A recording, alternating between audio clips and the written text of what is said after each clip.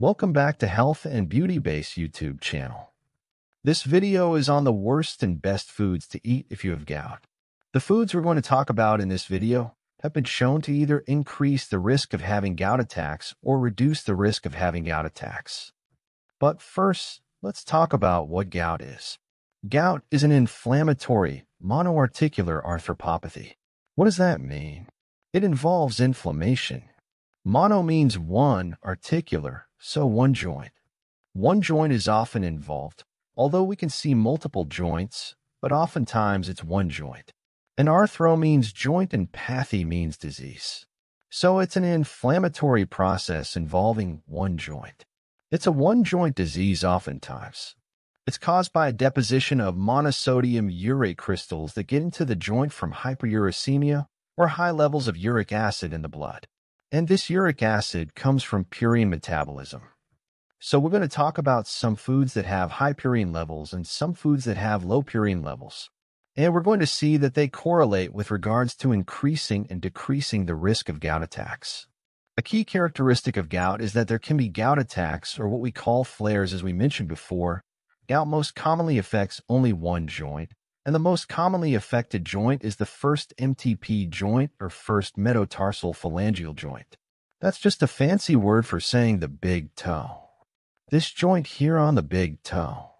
But other joints can affect it as well, including knees and ankles. There can be other signs of gout as well, including tophi. So these are tophi here. These are depositions of crystals in certain parts of the body. Then we can also see fever as well, because this is an inflammatory process.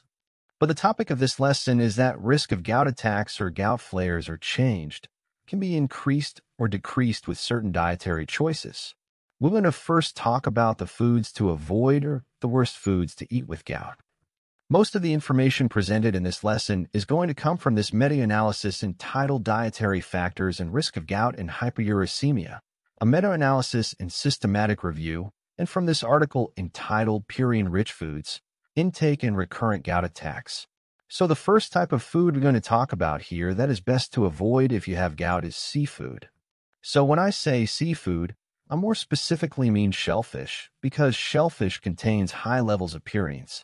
Some examples of seafood that is best to avoid include scallops, clams, mussels, shrimp, and lobster, as these seafood selections have high levels of purine.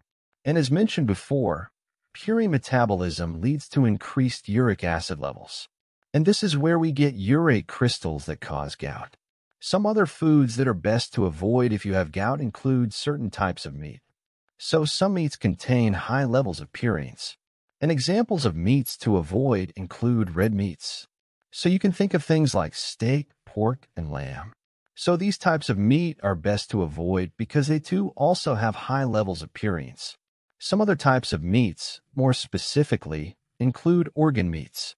Organ also contain high levels of purines, and examples include liver and kidneys.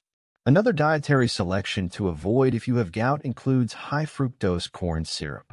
You might be wondering why this is the case. Well, high fructose metabolism in the liver can cause an increase in uric acid production. So the way high fructose is metabolized in the liver, uric acid can be a byproduct of that metabolism.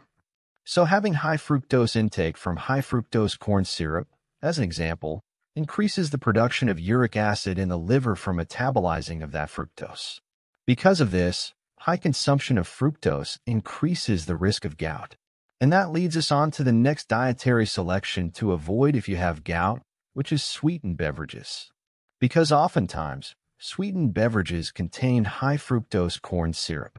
Many studies have actually found that high consumption of sweetened beverages leads to an increased risk of hyperuricemia or high levels of uric acid in the blood and high risk of gout attacks. So examples of sweetened beverages that are best to avoid if you have gout include soda or pop and juice. So again, it's most due to that high fructose corn syrup content. It leads to increased fructose metabolism in the liver, leading to formation of uric acid, and that increases your uric acid in your body. Another beverage to avoid if you have gout includes alcohol. There is a direct association between alcohol intake and risk of hyperuricemia and gout. So as you increase your alcohol intake, that increases your uric acid levels, increases your risk of gout. Examples of alcohol to avoid include beer, whiskey, and vodka. Now let's talk about the best foods to eat with gout. So some of the foods and beverages we're going to talk about here are advised to be eaten because they have lower purine levels, so they have a lower chance of causing gout attacks. But some of the foods and beverages we're going to talk about have been shown to have some potentially protective effects against gout attacks and may actually reduce future gout attacks. So the first selection of foods we're going to talk about that are best to eat if you have gout include fruits. Many fruits have low purine content. And you might be wondering, okay, fruits may have a low purine content, but they have fructose.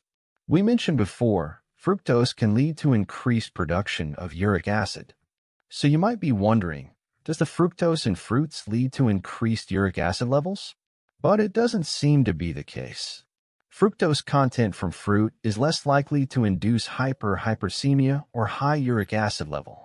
So it seems to be the high fructose corn syrup, specifically, very, very high fructose levels in short periods of time seem to lead to this higher level of uric acid, not the fructose content that we see from fruit. We just don't see that causing hyperuricemia like we do in high fructose corn syrup. And one fruit in particular that seems to be very good for gout is cherries. So consumption of cherries is actually associated with a decreased risk of gout attacks. So cherry is very good to eat if you have gout. Another group of foods that are best to eat if you have gout include vegetables. Again, the reason being vegetables contain lower levels of purines. But there are some vegetables that contain high purine levels. These include cauliflower and asparagus. But even so, even these vegetables that do contain higher purine levels do not seem to increase risk of gout attacks, especially in comparison and to certain types of meat and seafood we talked about before. Some other good foods to eat if you have gout include nuts. So because you may be avoiding some meats and some seafood, you might not be getting a lot of protein. Nuts can be a good source of protein, and nuts often have lower levels of purines. So as I mentioned before, nut consumption may be a better alternative for acquiring protein in one's diet. And although I mentioned avoiding certain types of seafood and meat, there are some types of fish and other meats that are better to eat if you have gout in comparison to the other ones we mentioned earlier on in this lesson. So the reason is because certain seafood and meats have lower purine content. Some examples of meats that have lower purine content include non-shellfish variety of fish. So you can think of things like salmon. They have lower purine levels than some shellfish like scallops. And then chicken. Chicken has a lower purine content than red meat would. Some other good foods to eat if you have gout include soy products. Soy products do contain moderate amounts of purines, and at one point, they were previously advised to avoid it if you did have gout. But a lot of research has found that an increased consumption of soy products is associated with a reduced risk of hyperuricemia and gout attacks. So it seems that the more soy products you eat, the lower the chance of having hyperuricemia and gout attacks. The reasoning for this is not entirely known, but it has been shown several times that increased consumption of soy reduces the risk of gout attacks. Some examples of soy products include soy milk, tofu, and edamame. And some other legumes can also be eaten with gout. Increased consumption of these other types of legumes is also associated with a reduced risk of hyperuricemia and gout attacks. And examples include chickpeas, lentils, and beans. Some other dietary selections that can be beneficial if you have gout include dairy products.